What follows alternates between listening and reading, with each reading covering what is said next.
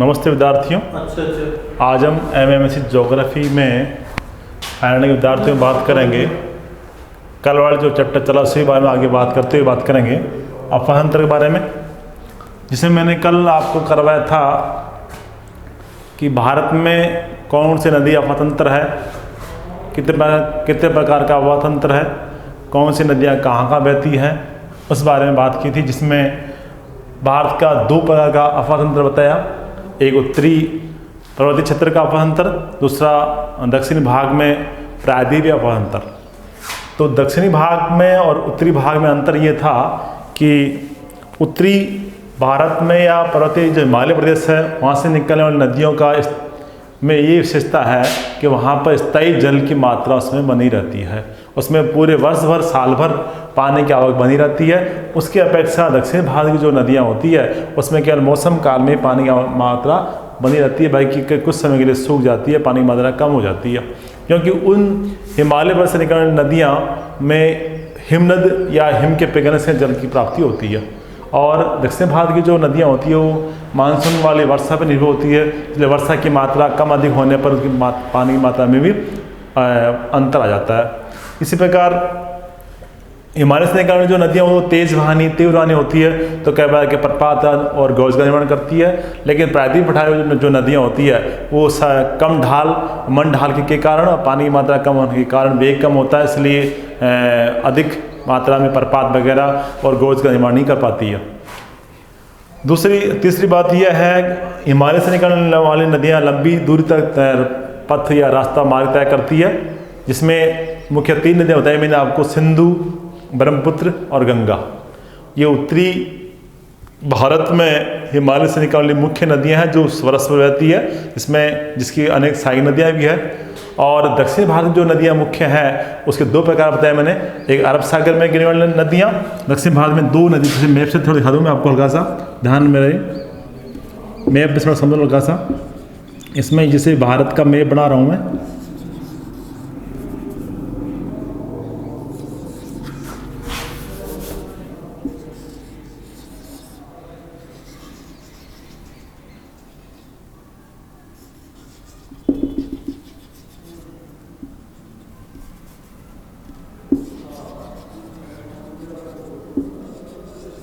ये भारत का मैप है। इसमें मैंने जो तंत्र बताया, एक ही आपका हिमालय क्षेत्र वाला क्षेत्र भाग है, ये हिमालय क्षेत्र वाला प्रदेश क्षेत्र है, ये पूर्ण हिमालय प्रदेश है। इससे निकालने जो नदियां हैं वो आपकी, जैसे यहाँ से आपकी सिंधु नदी निकलती है जो अरब सागर में गिरती है, इधर आपका अरब सागर और ये बंगाल की खाड़ी।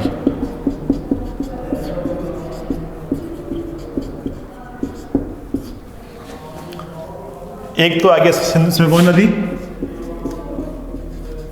सिंधु। दूसरी है इसमें ब्रह्मपुत्र, जो ब्रह्मपुत्र इसी के सारे आगे निकलती हुई असम मेघालय में बहती हुई आपके भारत में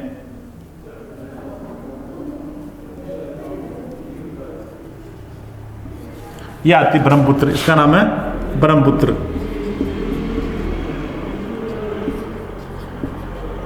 ब्रह्मपुत्र। और एक नदी है इसका नाम है गंगा। क्या नाम उसका? गंगा। उसमें कई नदियाँ आगे मिलती है जो उत्तरी भारत से और मध्यवर्ती जो आपका ये मध्य भारत में जो विंध्य पर्वत श्रेणियाँ है, ये महादेव पर्वत श्रेणी है, राजमंड्री से कुछ नदी नाले निकल कर आपके गंगा मिल जाते हैं।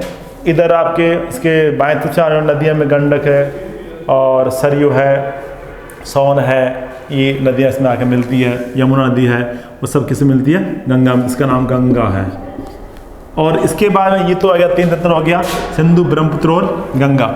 इसमें इधर ये 2 घाट बताए मैंने आपको, इधर ये पश्चिमी घाट है और ये पूर्वी घाट है। तो पूर्वी घाट, पश्चिमी घाट, तो पश्चिमी घाट से निकलने वाली नदियाँ कुछ है और कुछ मध्यवर्ती भारत में भी कुछ पहाड़ी भाग है, वहाँ से निकलने नदियाँ हैं। तो इसमें 2 नदियाँ मुख्य ये वाली है, एक नर्मदा है और एक ताप्ती है, एक नर्मदा और एक ताप्ती। इसका नाम है नर्मदा और इसका नाम है ताप्ती। ताप्ती, दो नदियाँ ये है। और कुछ एक दो छोटी नदियाँ हैं, एक का नाम पेरियार है और एक का है शरावती नदी जो कर्नाटक में बहती है। एक पेरियार नदी है जो केरल में, पेरियार, और एक है शरावती जो कर्नाटक में बहती है। जो दो नदियाँ आपकी यहाँ बहती है जो अरब सागर में गिरती है। इसके अलावा कुछ ही नदियाँ हैं जो आपकी स्वर्णरेखा है, महानदी है,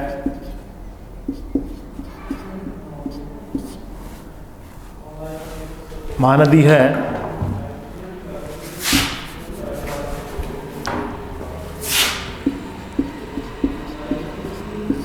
उसके बाद में आपकी कृष्णा है, नहीं गोदावरी है, तो पहले गोदावरी, फिर कृष्णा और फिर कावेरी। ये अफाहंतर भारत का एक तो हो गया आपका उत्तर भारत का, ये सिंधु, ब्रह्मपुत्र और गंगा तीन हो गए।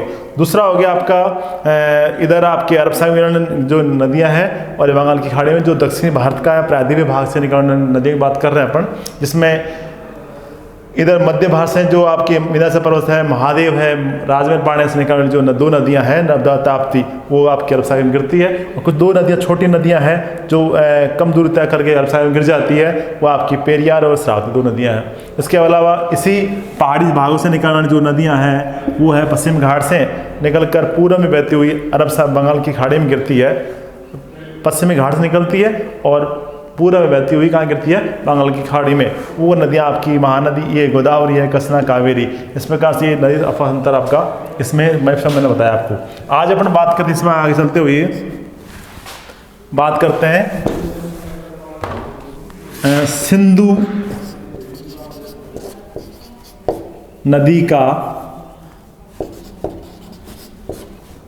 सिंधु नदी का अफवाह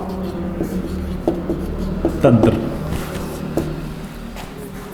सिंधु की बात करें तो सिंधु नदी भारत में मुख्यतः ये नदी कहाँ से निकलती है, उसके बारे में, कहाँ गिरती है, कितने लंबाई में गिरती है, कौन से गोर्ज बनाती है, कौन सी इसकी सारी नदियाँ हैं, इस बारे में बात करें। इसका पानी किसके क्षेत्रों में, किन देशों के लिए उपयोग में काम आता है, किस क्षेत्र में कितना उपयोग जल पेयजल आपूर्ति या कृषि के काम में आता है, इस बारे में बात कर रहे हैं। तो सिंधु नदी का उद्गम या सिंधु की बात करें तो जैसे भारत का ये मैप है, इसमें थोड़ा मैं इधर थोड़ा बताता हूँ। और ये उत्तरी भारत है। उत्तरी भारत में जैसे आपका ये, इसका नाम है तिब्बत क्षेत्र, इसका क्षेत्र नाम है यहाँ पे तिब्बत क्षेत्र है। क्या है यहाँ पे, तिब्बत। ये आपका जम्मू कश्मीर राज्य है, J&K। इधर तिब्बत क्षेत्र है। तिब्बत में एक झील है, उसका नाम है मानसरोवर झील। और इसके उत्तर में एक कैलाश पर्वत श्रेणी है, कैलाश पर्वत श्रेणी है। वहां से एक हिमनद निकलता है, जो उसके हिमनद का नाम है, वहां से एक हिमनद निकलता है, उसका नाम है वखरचू, उसका नाम है वखरचू हिमनद है। इस हिमनद के द्वारा एक नदी का उद्गम होता है यहाँ से,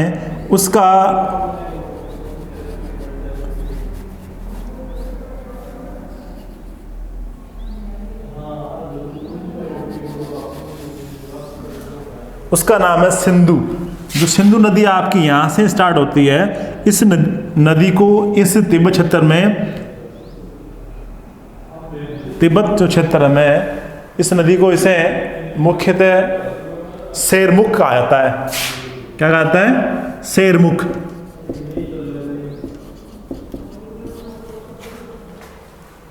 या ऐसे सिंगी खान भी कह सकते हैं, दो नाम पुकारे इसको, सिंगी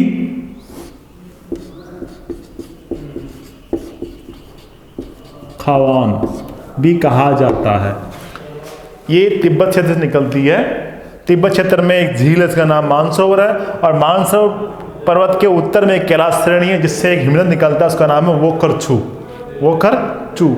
इस हिमनद से इसमें जलापूर्ति होती है, और इस हिमनद के द्वारा इसे एक शाखा इधर पश्चिम में निकलती हुई गति करती है, जो तिब्बत में इस नाम से शेरमुख या सिंगी खवांग नाम से पुकारते हैं। और ये नदी यहाँ से बढ़ती हुई आगे इस भारत का जो जम्मू कश्मीर जो राज्य का पूरी जो सीमा है, यहाँ से इसमें एंट्री या प्रवेश करती है। इस क्षेत्र को बोलते हैं दम चक्र या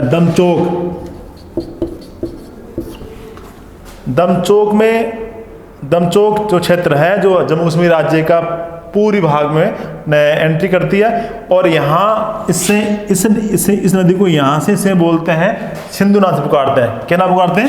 सिंधु नाम से पुकारते हैं। ये नदी आगे इसमें एंट्री होने के बाद में आगे बढ़ते हुए इसके उत्तर में एक पर्वत श्रेणी जिसका नाम है लद्दाख, और इसके दक्षिण में है उसका नाम है जास्कर। यानी कि लद्दाख और जास्कर के मध्य से गुजरती हुई आगे बढ़ती है, फिर कुछ एक क्षेत्र में आगे बढ़ती हुई है ऊपर की ओर उड़ती हुई उत्तर की ओर गति करती हुई वापस नीचे उतरती है। नीचे उतरते समय ये नदी का ढाल तेज होने के कारण और तंग घाटी होने के कारण बहुत गहरे गोर्ज का निर्माण करती है। जिस स्थान में गोर्ज निर्माण करती है उसका नाम है बुंजी स्थान में एक गहरे गोर्ज का निर्माण करती है। उस गोर्ज की गहराई, गोर्ज मतलब जिसकी घाटी बहुत तंग हो, बहुत गहरा हो, जिसके दोनों ढाल खड़े ढाल हो, दीवार जिसे आकृति हो, और उसकी गहराई लगभग 5181 मीटर है। एक गहरे गोर्ज का निर्माण करती है जो भारत का सबसे बड़ा विश्व का सबसे गहरा गोर्ज के नाम से पुकारते हैं, सिंधु का गोर्ज, जो आपका बुंजी क्षेत्र में करती है, गोर्ज बनाती है। फिर आगे बढ़ती हुई ये नदी इस क्षेत्र को पार कर मतलब जो भारत का ये जम्मू कश्मीर राज्य का पश्चिमी भाग है जहाँ नंगा पर्वत है, उसकी सीमा को पार करते हुए आगे बढ़ती है पश्चिम में। इस क्षेत्र को जहाँ से ये बाहर से प्रवेश करके पाकिस्तान में प्रवेश करती है उसका नाम है चिल्लड़ या चिल्लास या चिल्लड़।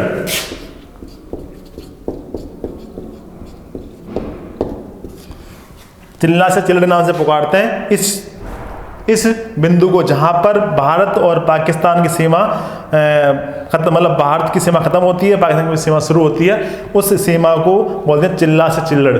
और इसके बाद में नदी आगे बढ़ती हुई आपके पाकिस्तान देश में बहती हुई आगे बढ़ती है। जैसे बढ़ती है तो इसमें कुछ ही नदियां दोनों ओर से आकर मिलती है। तो ये नदी आगे पाकिस्तान में गति करती हुई, तो इसमें एक प्राचीन जो सभ्यताएं होती है, सभ्यता थी जिसका नाम है मोहनजोदड़ो।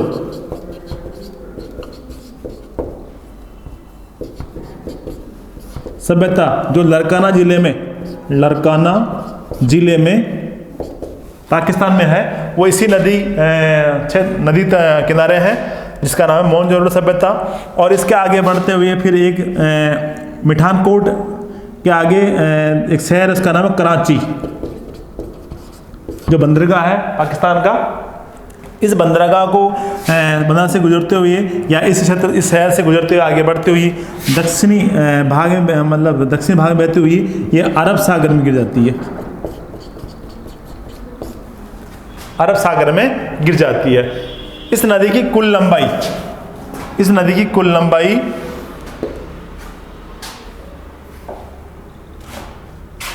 लगभग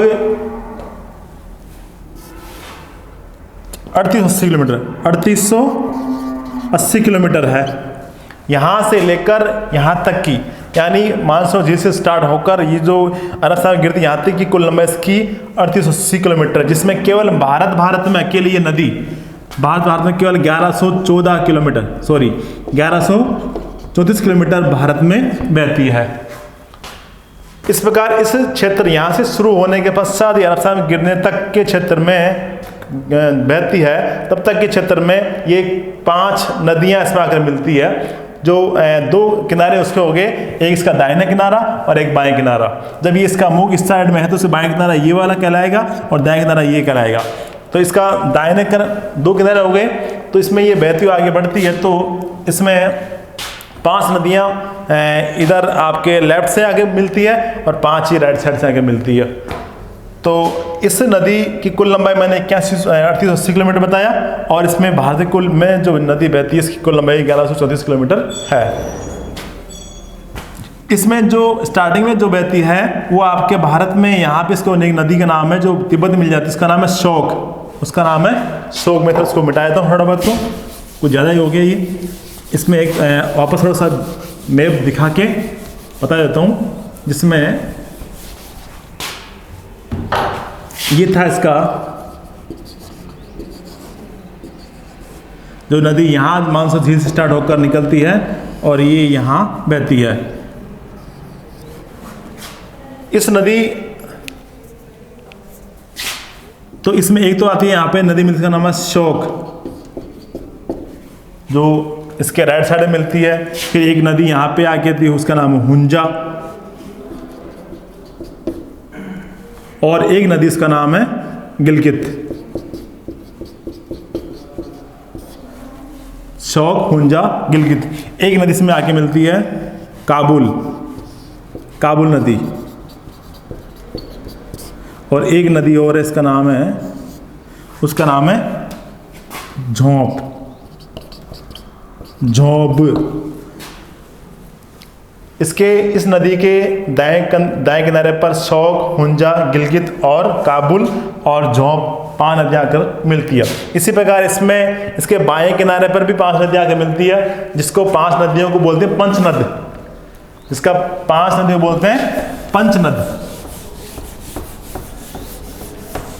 वो 5 नदियाँ वो है, एक झेलम, दूसरी चिनाब, तीसरी है रावी, चौथी है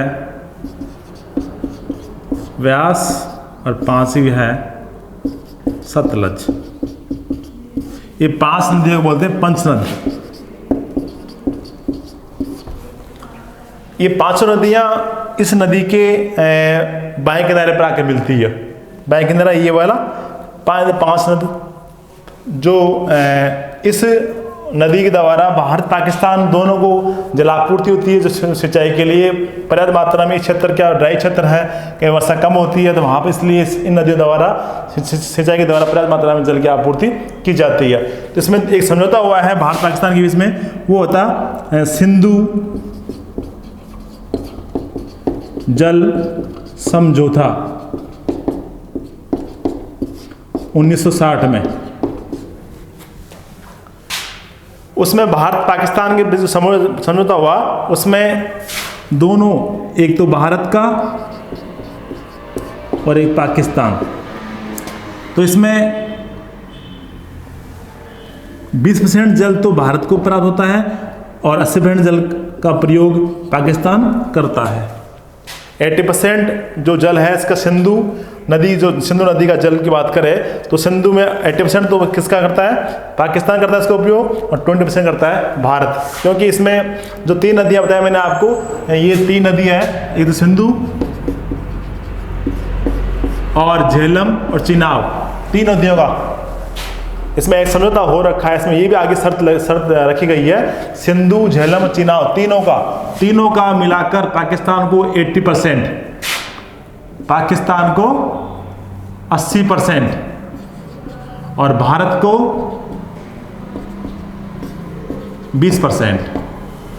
लेकिन जो 3 नदियाँ बची, रावी, व्यास, सतलज, जो भारत में ये व्यास पूर्णतः भारत में प्रकट होती है, सतलज की मात्रा सर्वाधिक मात्रा में भारत में बहती है। ये तीनों नदियों का जो जल बंटवारा है वो 80 भारत में, और पाकिस्तान की बात करें तो 80% भारत में और 20% पाकिस्तान में जल उपयोग किया जाता है।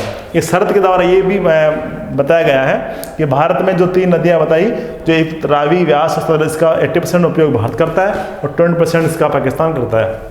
झेलम, चिनाब और रावी का लगभग 80% आप पाकिस्तान करता है, भारत करता है 20%। ये समझौता हो रखा है, इसके द्वारा ये काम, इसमें ये जल का बंटवारा कर क्या होता है। अब आपकी इसके बाद जो सेकेंड जो आप नदियाँ बात करें अपन सहायक नदियों के बारे में, तो इसमें 5 नदियाँ बताई मैंने, झेलम, चिनाब, रावी, व्यास। इसकी बात अपन कल अगले वीडियो में, जिसमें इसकी उत्पत्ति, झेलम की उत्पत्ति कौन से सागर है, कौन से झील में, कौन से गौर से बहती हुई कहाँ मिलती है, इस बारे में, चिनाब के बारे में और रावी के बारे में बात करेंगे। आज हमने इसमें सिंधु के बारे में उसको उत्थान की और कहाँ गिरती है इस बारे में, लंबाई के बारे में बात की। नेक्स्ट वीडियो में अपन कल बात करेंगे। ओके, आगे धन्यवाद।